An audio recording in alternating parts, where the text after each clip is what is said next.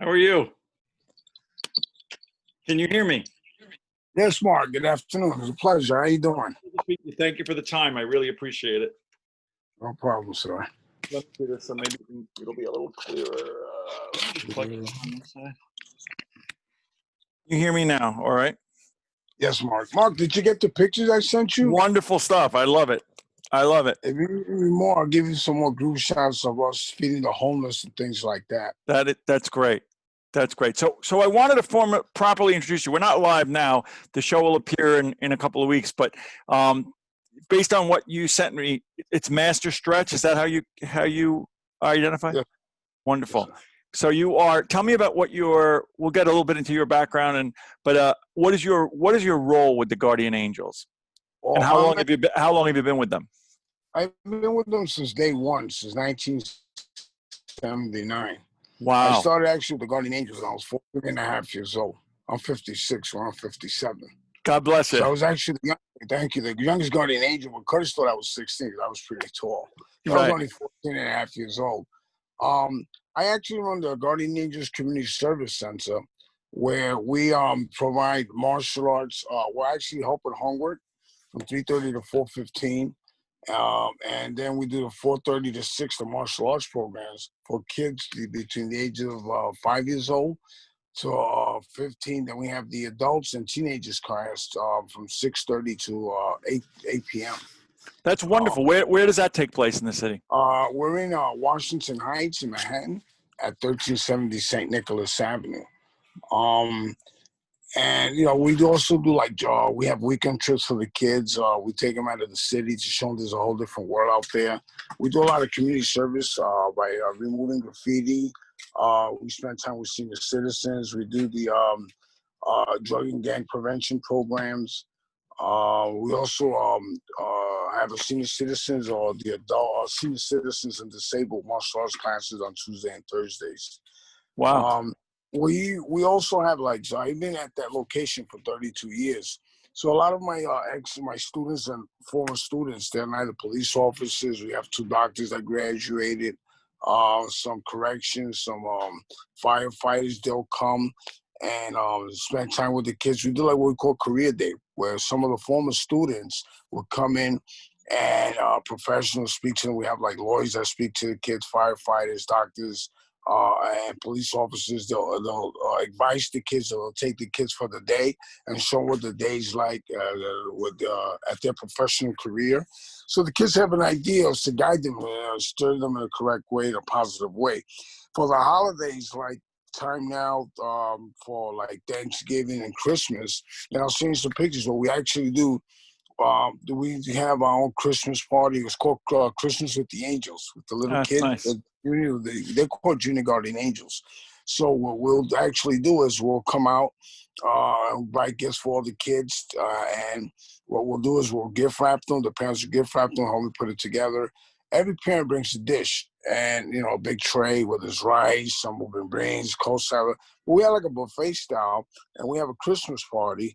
Then at the end of the dinner, Santa comes in and gives all the kids gifts.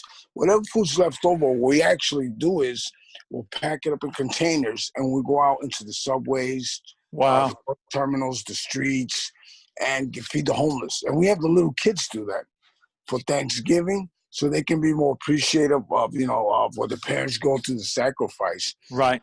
Our center is called the Guardian Angels Community Service Center. And they spend more time there than what they do at home. Some parents, because the rents are so high, have 2 jobs, single parents. Sure. So we have a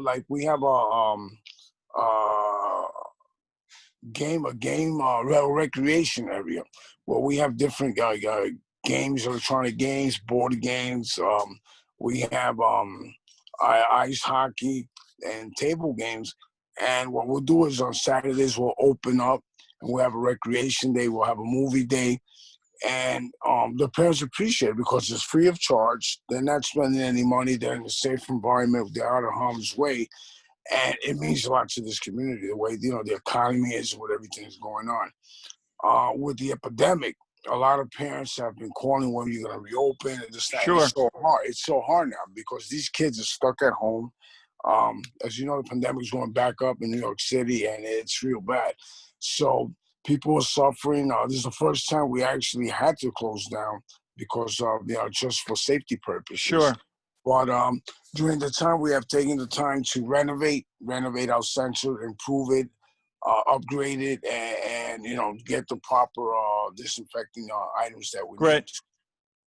Great. So let's roll it back for people that don't. I grew up in New York, and I'm in my 50s, so I'm very familiar with the work of the Guardian Angels and the start of the Guardian Angels and a little bit of the history, but not everybody fully understands. So tell us a little bit about you've been involved since the beginning with Curtis and with the Guardian Angels, as you said. Tell us a little bit about how you got started with that. How'd you come to become a Guardian Angel?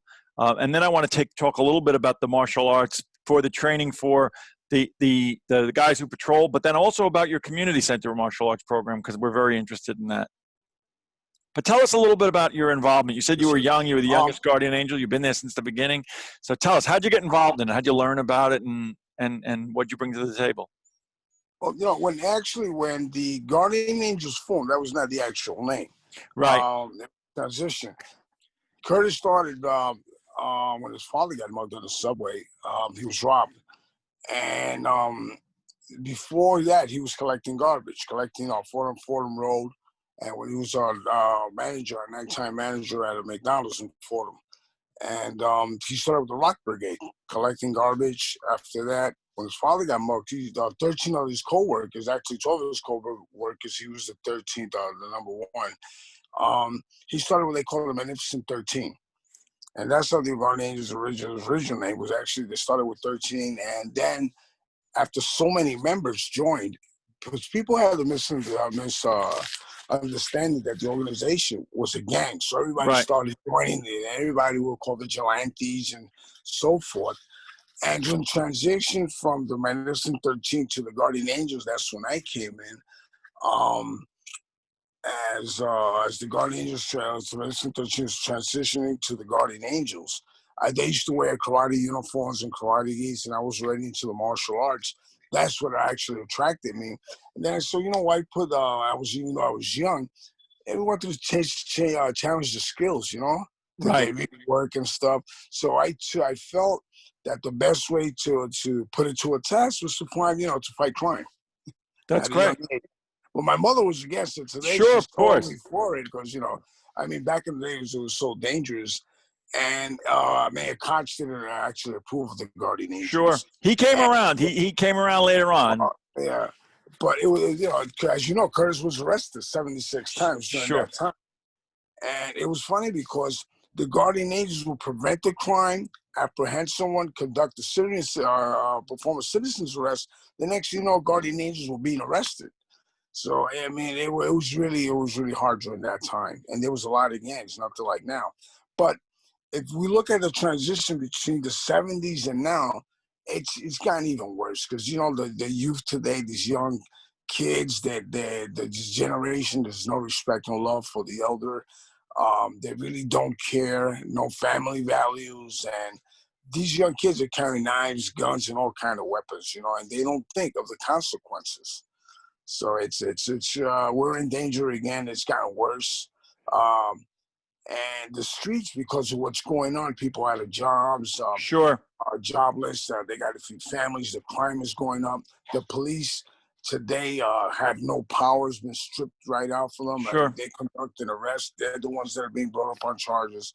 So we're facing uphill battle from all different directions at this time. You guys, for people who've lived in now, I know that the Guardian Angels is in multiple cities, right, and around in multiple cities all over the place. But for those of us who ride the subways, have ridden the subways, and been in New York for so long, the one thing that I know from speaking to people is that when the Guardian Angels' presence is visible, you feel safe.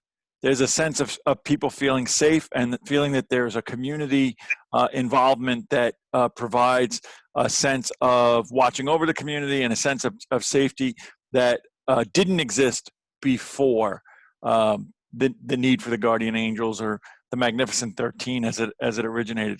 came about. And I think now, as I see a greater visibility of you guys again, as the conditions in the city have been so challenged by all the recent events of the last year, I think the need for the Guardian Angels is probably as strong as it ever was, which is it's hard to say that about a lot of organizations that have been around. I mean, what is it, 40 years now? Yeah, it's 41. Actually, it's going to be 42 now on February 13th of 2021. As you said, and people will, are starting to realize, and we're not going to blame the city, the mayor, the governor, but it's like you don't see police presence in the subways like you used to. I mean, it's been reduced because now the top cops and cops for 20 years plus are retiring. Right. So the numbers are less. They have to cover more ground. At the same token, you don't really see transit police officers unless they're called. They don't really, they're not on the sub platform, on the bottom of the sub. You see them by the clerk. But you don't actually see them in the subways, riding the subways. And there's crimes. There's a lot of EDP, emotional disturbed person, people on the platforms. As you know, there's been a lot of lately people being pushed onto the tracks, people being attacked in the subways, and it's getting worse and worse. Our numbers now, we are a lot of people. We haven't seen the Guardian Angels for a long time. It's good to see you guys, but we have committed ourselves. I run after school programs in some city schools and in the senior citizen centers. I work closely with hospitals. I have programs there for the disabled in a martial arts form, which we'll speak about later. But we're more organized. We do lectures at Turbo College, Law College University in Long Island. So we're more established as an organization into organizing organizations, churches, community centers, hospitals, after-school programs. And today what we found was that for several years, no one wants to volunteer because the economy is so bad and bills have to be paid. It's not like it was years back. Right. Because of the crime now, and the drug abuse, what's going on where the police are not making the arrest they should, or they being prevented from making because they're scared at the same token. They're human beings, they want to go home. People are starting to join our organization. It was so hard for people to come together to realize that this is their community. It belongs to you. Why should you fear walking down your neighborhood, your sidewalks, go to your store? And because of what's going on now and the reduction of arrests, the crime rate's going up, Guardian Angels have risked their lives. And people start to realize, wait a minute. These are not bad guys after all. We heard about them, but we actually really never seen them or really spoken to them or got to know them. They've seen us more on the news now because we're out there risking our lives. People are like, wait a minute. Even reporters that didn't want to give us the time. Now we're covering because we're feeding the homeless. We're giving them safety gloves, rubber gloves, and giving them hand sanitizers, feeding them, trying to clean them up, try to prevent them from going and harming other people by going into a shelter, or just to prevent the spread of the disease. People have seen this. They're starting to realize. They've seen this in the subways. We're patrolling their neighborhoods. They're crying out for help. Our organization, what we actually do is, if you're interested, we'll train you. Let's get 4 or 5 members from your neighborhood, and let's patrol your neighborhood. We'll train you. Then it's like a tennis association. You patrol your own building, you patrol your own neighborhoods, but we'll train you correctly. And we serve as engineers for the police. We don't take the law into our hands, but all we are is a prevention organization. That's all we are. That's great. But at the same token, have a heart. If you can help somebody, if you can feed somebody, if you can carry someone's bags, we carry senior citizens' bags. We'll stay at what we know senior citizens area, supermarkets during snowstorms. This is what we do in Washington Heights, and we know the neighborhoods. So we'll stay in front of the door. We'll have our van parked and 5 or 6 guys. We'll help senior citizens carry their groceries to their house in front of their building, because to make sure they don't slip and fall, anything to help. That's great. Anything. So this is what we're actually doing. We also have, we're feeding the homeless the Meals on Wheels. We'll take it to their house.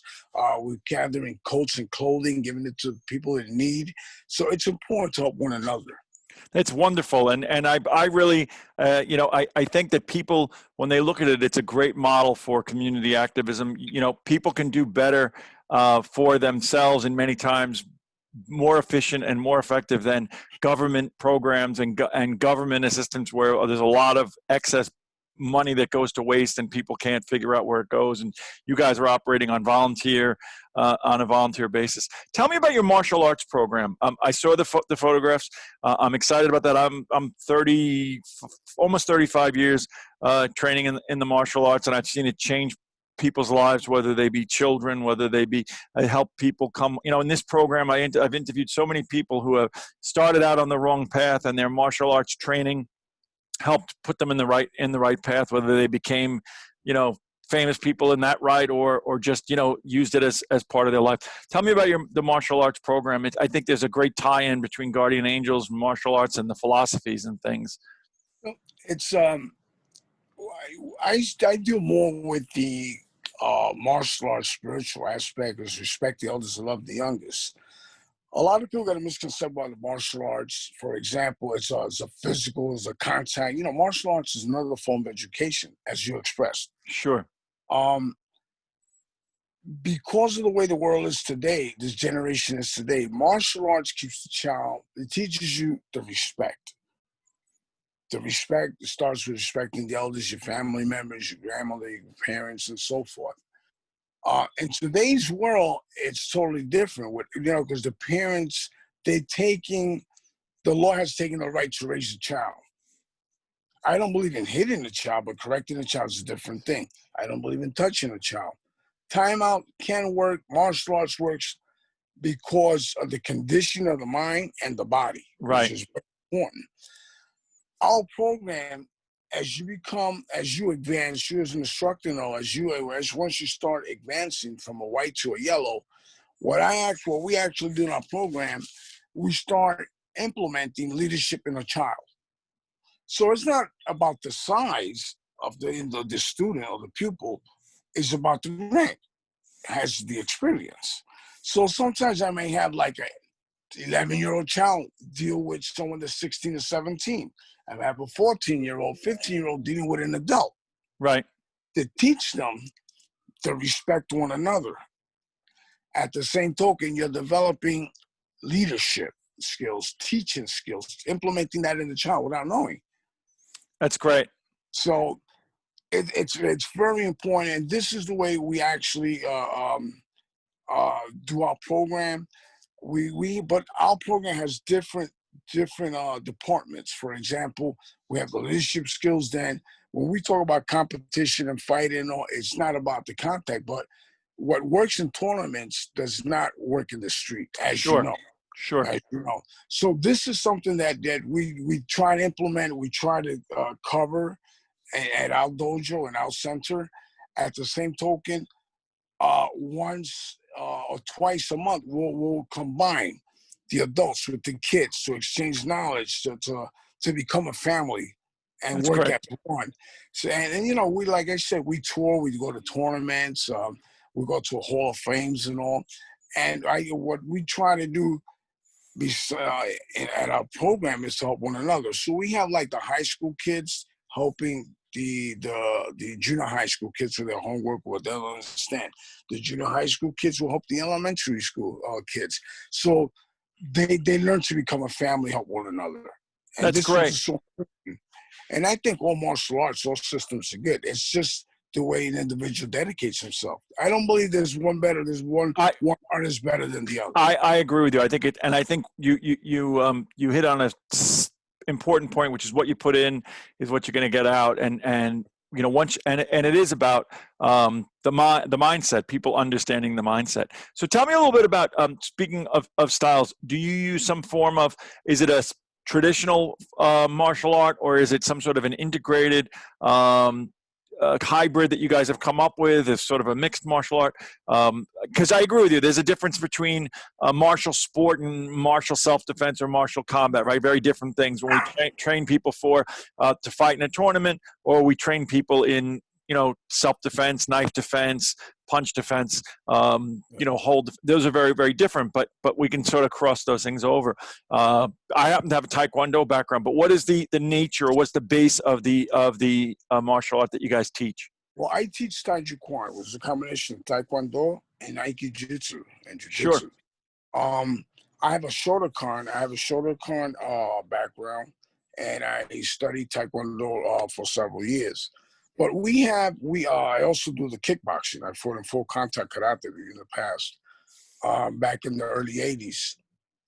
We have, so we're worldwide, as you said before, we're worldwide. We have Shihan, and Milton Rivero and his wife, Sylvia. They have he's a 7th Dan. Sure. They teach traditional Shotokan. So we have various chapters with different instructors that have their dojos, that want to volunteer. So we don't have a specific system. It depends what chapter you're in.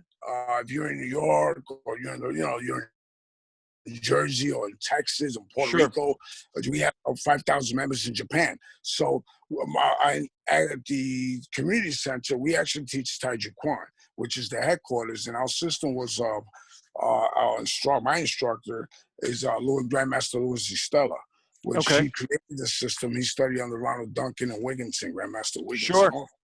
So it depends on where you're at and the instructor. I teach a lot of 1-2 step hand techniques, because there's no such thing as getting into a stance and kicking and doing a show. Sure. When you're in the street, like I said, sports karate or competition is one thing. When you're in the street, it's a whole different world. Totally different world.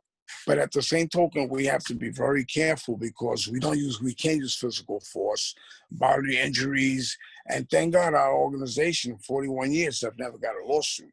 So we don't believe in going after somebody or looking for trouble. We're a prevention organization. We try to prevent. And a good martial art is, as you know, try to de-escalate a situation. Absolutely. You just hit the nail on the head. And I think that's what most people, we always say we learn to fight so we don't have to fight. And that's the truth, is that you find that the people that are least likely to get into a fight are people that are trained in martial arts, because you have confidence, you carry yourself in a way that people sort of recognize that you're confident, and you do everything you can to de-escalate, because you understand how devastating a fight can be to both parties, even the winner. The winners don't always win, There's no winners out there, right? Right. It's funny you say that, because we do a lot of disarming techniques in self-defense in our system. And what's people have the misconception. If you're attacked by a weapon, like, for example, I attack you with a knife, you disarm me. You pick up the knife and you stab me with it, or you injure me with that weapon. Once you disarm an individual, he's no longer a threat to you. Right. He's no longer a threat. So the law changes. If you have the weapon and you attack with that weapon, you become the attacker. And charges and criminal charges can be put on you, brought to you. That's very, very good. That's very important. And it's very important that people know that. And people have a lot of misconceptions about these things. They don't, because we will watch a lot of TV and movies, and life isn't, real life isn't like that. So I love the fact that your program, I interviewed Chuck Norris's Kickstart Kids in Texas. And he's done a lot of very similar, where they're in the schools with the kids, and those kids are getting farmed up through that system, and those kids eventually become instructors in the system, and they have a variety of styles as well. People bring, some are karate practitioners, some are Taekwondo, but the idea is that they understand that the martial arts has a positive benefit on the kids, and the kids learn exactly what you said, leadership skills. They learn that those leadership skills inside the martial arts transcend, and they can use those, like you said, become a doctor, become a lawyer, become the next mayor of the city of New York, whatever the case is, that those skills are helpful to you, and you learn those through martial arts and through community training. I want to apologize. I don't have my beret, my red satin jacket, because I was hit by a car at 60 miles an hour, an SUV, When was about that? 3 years Oh, wow. in August of 2017. And I was pronounced dead at the scene. I had no skin, Oh, no wow. facial. On one side I had no hair. My pelvis was fractured 4 places. Both of my legs broken. I had 3 bones in my spine broken. So I was brought back by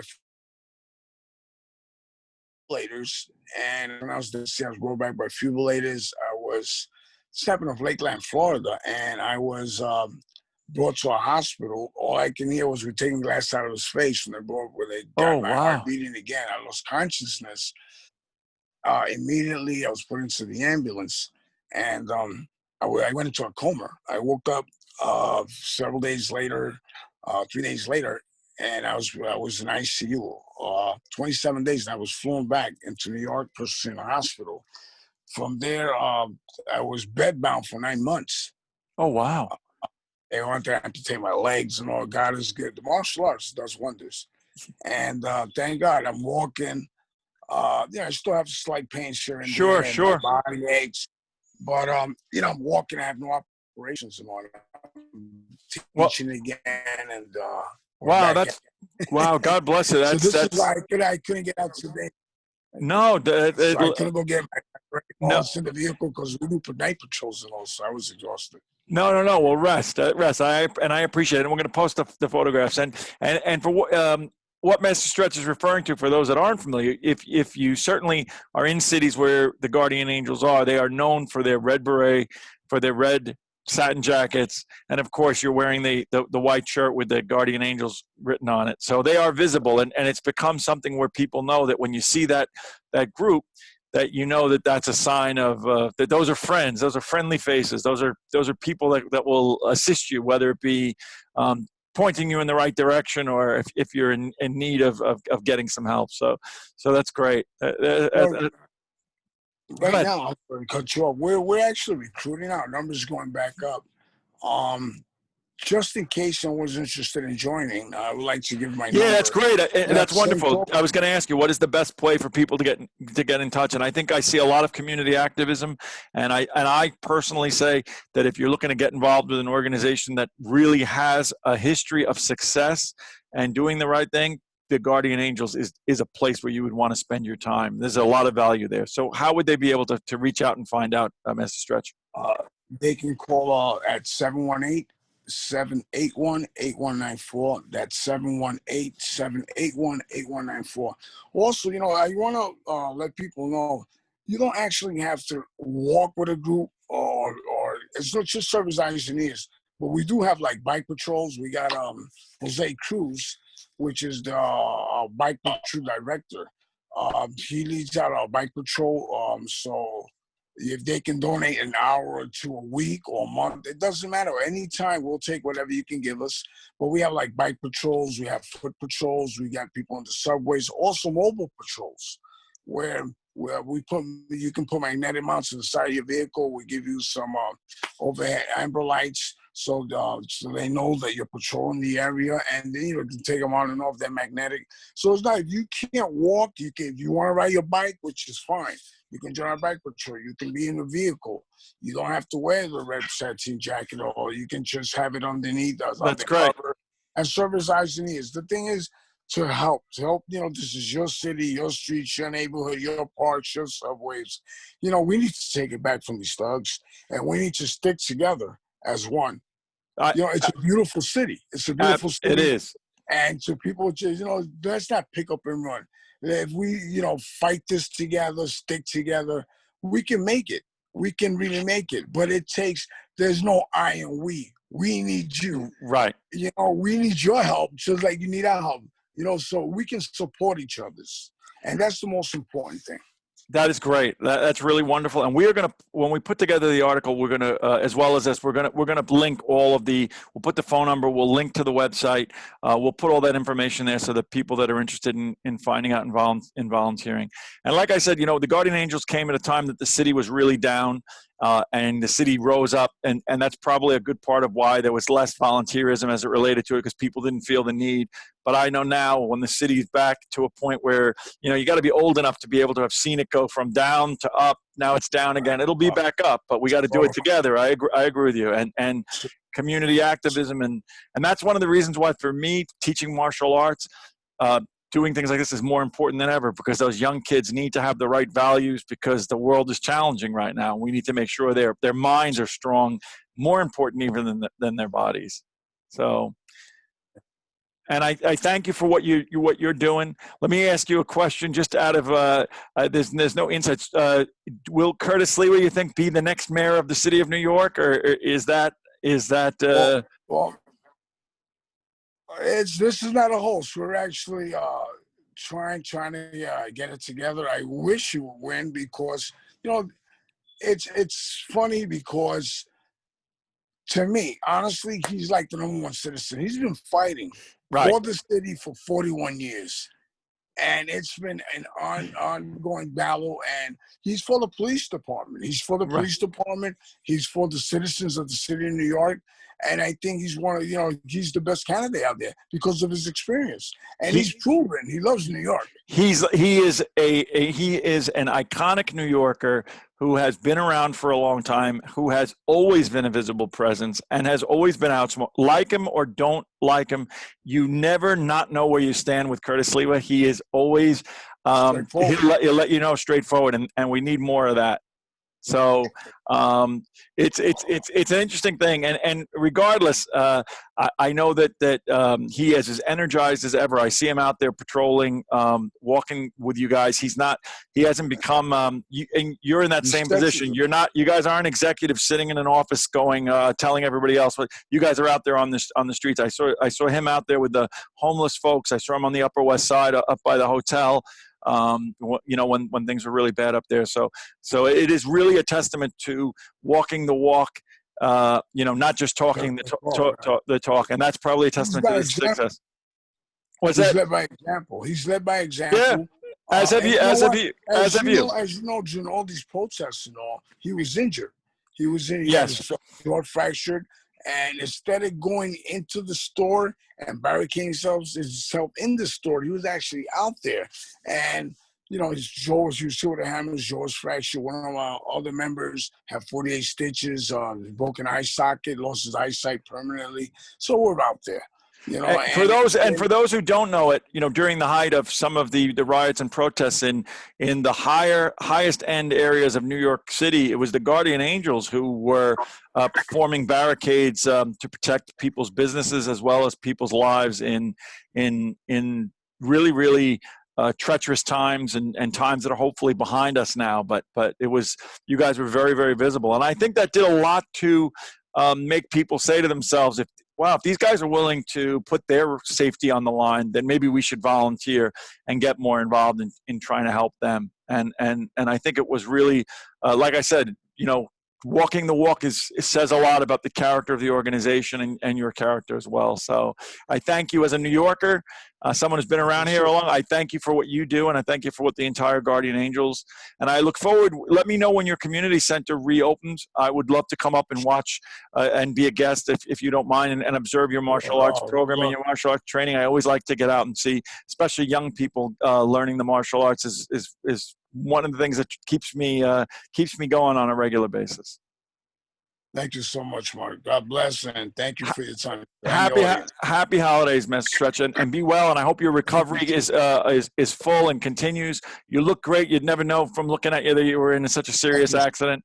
And we're rooting for you guys and praying for you. And we'll make sure to post as much information on the Guardian Angels as we can to help spread the word. Thank you so much, Mark. God bless. Thank you. You too. Be well. Enjoy the rest of your weekend. You too, sir.